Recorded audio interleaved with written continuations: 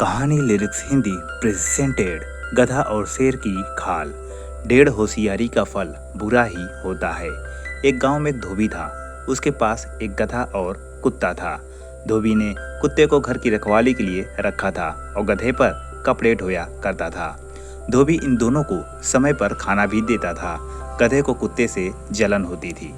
गधा मन ही मन सोचा करता था कि इस कुत्ते के तो बड़े आराम का काम है और खाना भी आराम से मिल जाता है, जबकि मैं तो दिन रात मेहनत करके भी अपना पेट नहीं भर पाता हूँ। इसे तो अच्छा होगा कि मैं धोबी के घर से भाग जाऊँ।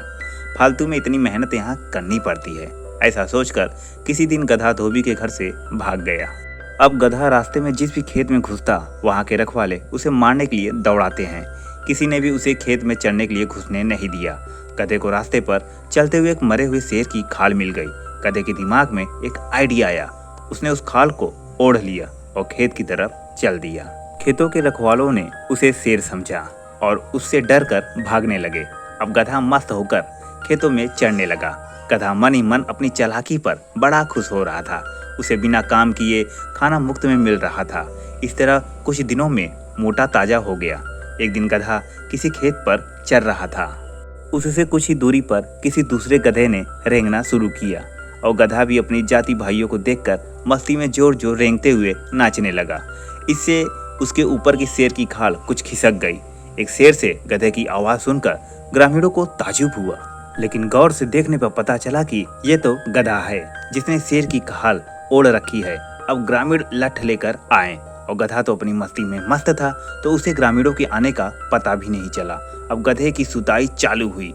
ग्रामीणों ने उसे इतना पीटा कि वह अधमरा हो गया। थोड़ी देर बाद गधे को होश आया तो वह अपनी भूल का प्रायश्चित करने लगा। वह वापिस लंगड़ाता हुआ धोबी के घर चला गया।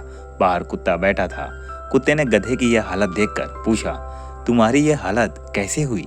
गधे ने अपनी सारी कहानी कुत्ते को सुनाई। कुत्ता बोला, केवल शेर की खाल पहनने से कोई शेर नहीं बन सकता। शेर बनने के लिए हिम्मत, बहादुरी और उतना बल होना चाहिए। तुम्हें मुक्त के चक्कर में नहीं पड़ना है। कभी किसी को धोखा नहीं देना है। इस संसार में मेहनत करके खाने वाला ही सुखी है। तुम भी मेहनत करके खाते तो तुम्हारी आज ये हालत नहीं होती। गधा अब कुत्ते की बात समझ चुका था। मेहनत करके ही खाने लगा। तो दोस्तों, कैसी लगी आपको ये स्टोरी मुझे कमेंट बॉक्स में जरूर बताएं।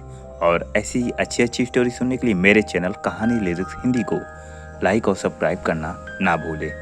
जय श्री राम।